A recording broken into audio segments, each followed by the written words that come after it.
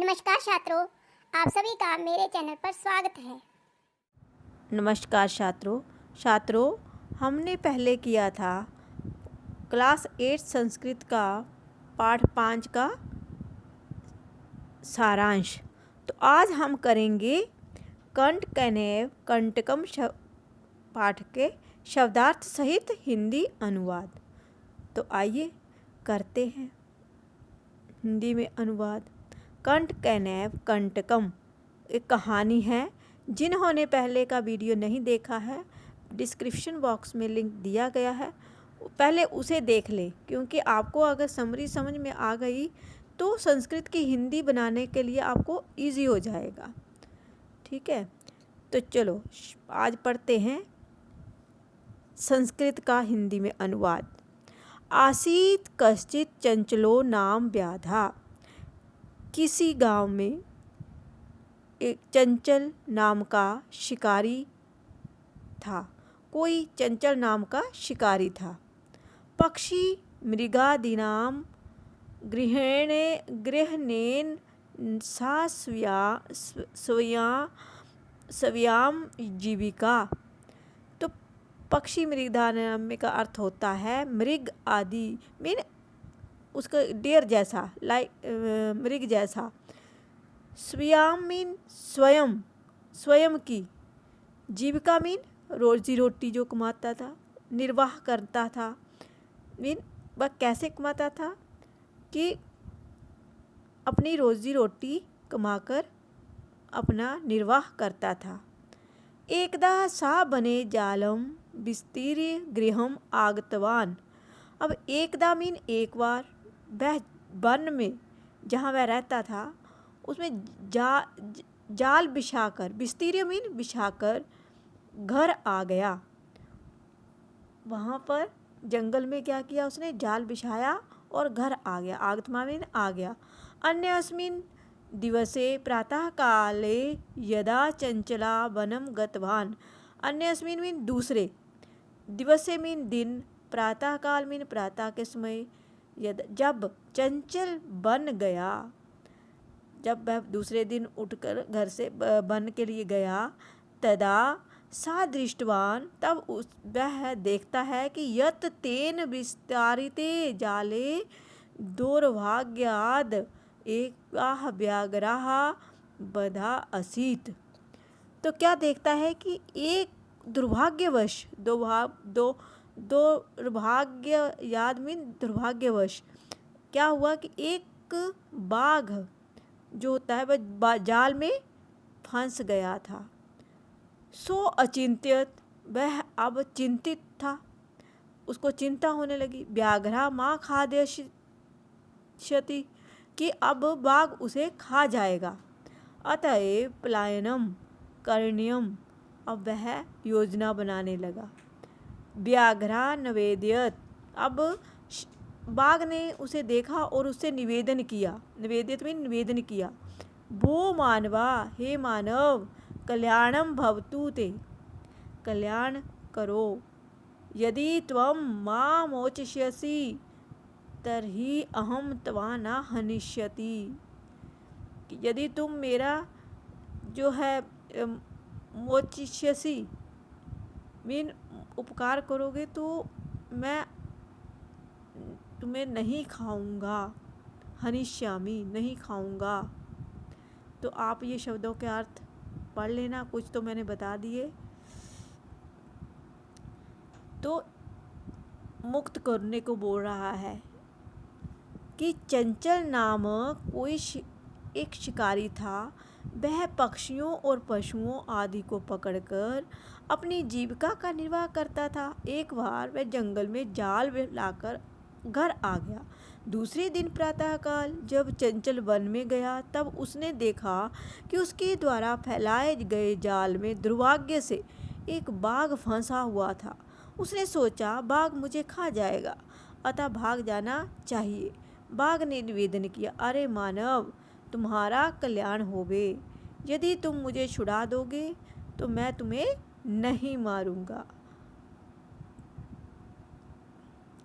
तदा सा व्याघ्रा व्याघ्रम जालात् बहिर्निसारयत् अब तब उस बही मीन बाहर, निसारसियत मीन निकाला उसको।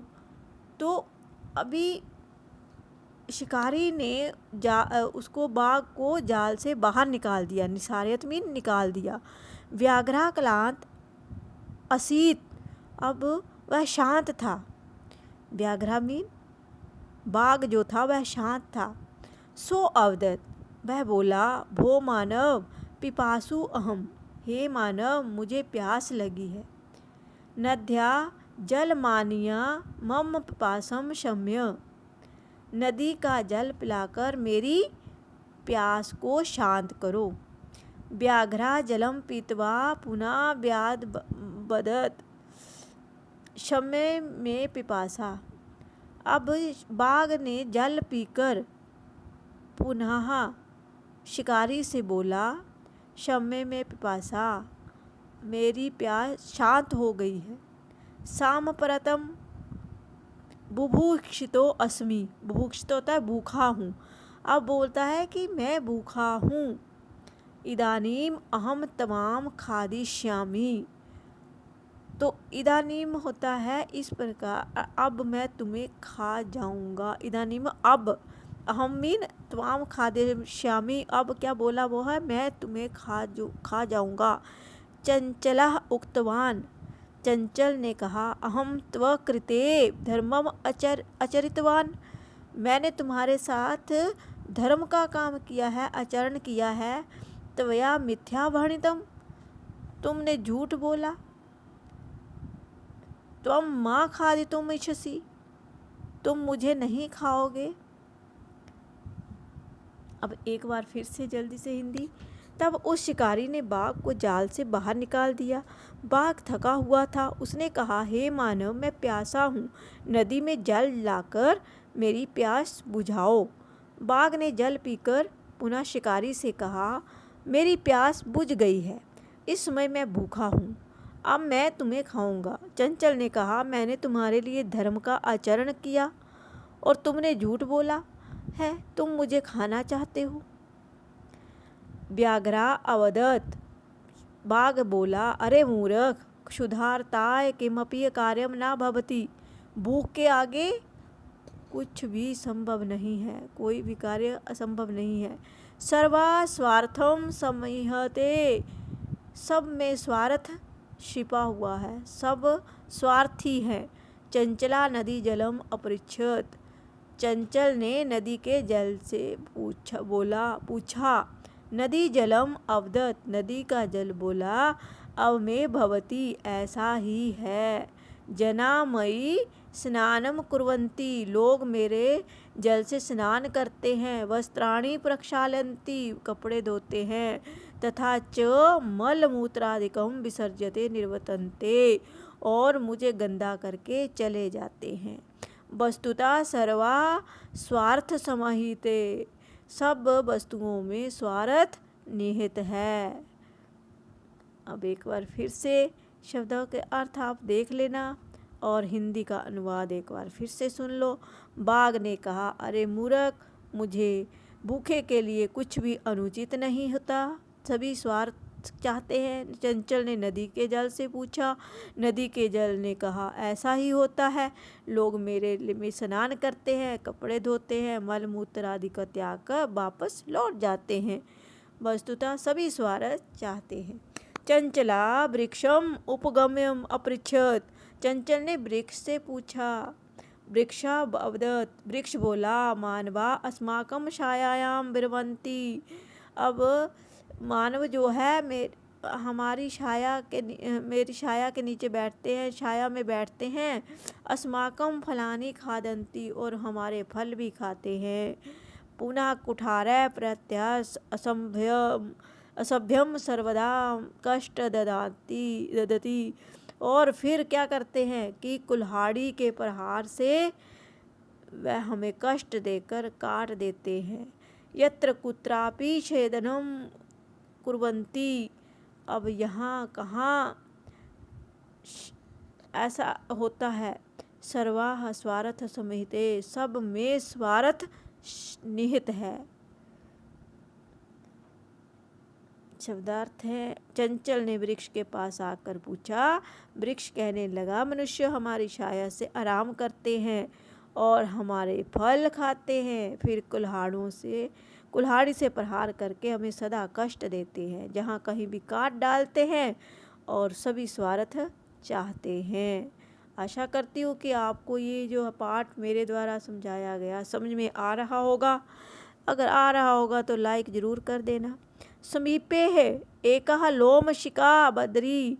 अब पास में ही एक लोमड़ी छिपी थी। गुलमा नाम पृष्ठे नीलिना एतम वार्ता शृणोति स्म। वह पास की झाड़ी में ये सब बातें सुन रही थी। सा सहसा चंचल पुमसृत्य कथयति। वह अचानक से बोली। चंचल से उसने पूछा, कहा, का वार्ता, क्या बात हुई? माम अभी विज्ञापे, क्या मैं तुम्हारी सहायता करूं या विज्ञापे, आपका कोई बात? सा अवदत, वह बोला, अहम मात्र स्वसा, आप सही समय पर आई हैं। मेरी मौसी अवसरे त्व समागत भवती, सही अवसर पर आई हो। मया अस्य व्याघ्रस्य प्राणा रक्षिता, मैंने इस बाघ की प्राणों की रक्षा की। परम एषा मामेव खादितुम इच्छति, परंतु अब वह मुझे खाने की इच्छा रख रहा है। तदंतरम सा लोम शिकाय निखिला कथन निवेद्यत। इसी प्रकार लोमड़ी ने फिर से उसके कह दिया, उसे कहा, सारी बात सुनाई। उस लोमड़ी को उसने सारी बात सुनाई। किसने? शिकारी ने। क्या बात सुनाई? कि पास में बैर की झाड़ियों के पीछे छिपी हुई एक लोमड़ी उस बात को सुनकर रही थी। वह अचानक चंचल के पास आकर कहने लगी, क्या बातचीत है, मुझे भी बताइए। वह कहने लगा, अरे मौसी, तुम ठीक समय पर आई हो। मैंने बाघ के प्राणों की रक्षा की है, परंतु ये मुझे ही खाना चाहता है। उसके बाद उसने लोमड़ी को संपूर्ण कथा बता दी। अब क्या बताई कथा उसने, तो सुनिए। लोम शिका चंचलम अकथयत। लोमड़ी ने चंचल से कहा, बाड़म त्वम जालम पसार्यम, आप फिर से जाल बिछाओ। पुनः सा व्याघ्रम अवदत, फिर से बाघ बोला, केन प्रकारेण त्वम एतस्मिन् जाले बद्ध इति अहम प्रत्यक्ष दृष्टुमिच्छामि। अब लोमड़ी तो चालाक होती है, उसने अपनी बुद्धि का प्रयोग किया और उसने बोला कि तुम मुझे उस जाल में फंसकर बताओ। फिर से व्याघ्रा तदवृत्तान्तं प्रदर्शयितुं तस्मिन् जाले प्रविशति। और यही सुनकर बाघ जो था फिर से जाल में प्रवेश हो गया। लोमशिका पुनः कथयत। लोमड़ी ने फिर से कहा, संप्रति पुनः पुनः कूर्दनेन कूर्त्वा दर्शाए।